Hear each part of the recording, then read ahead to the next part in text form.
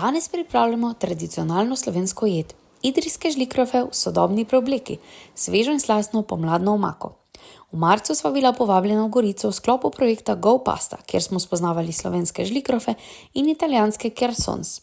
Naučili smo se, da lahko idrijske žlikrofe poimenujemo tako samo, če so pripravljeni s točno določenimi sestavinami.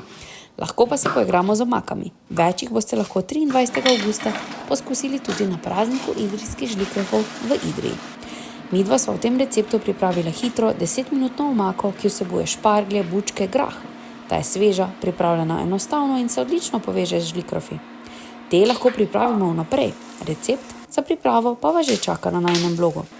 V ponvi enostavno stopimo maslo in olje, dodamo zelenjavo in limonin sok ter lupinico, ki dodata svežino. Vmešamo še ravno prav kuhane žlikrofe in postrežemo kot glavno jed ali predjed. Poljubno dodamo še svežo skuto za nekaj teksture in arome. Pa dober tek! In ne pozabite zabeležiti 23. avgust 2025 v koledar za kulinarično okušanje žlikrofov v Idriji.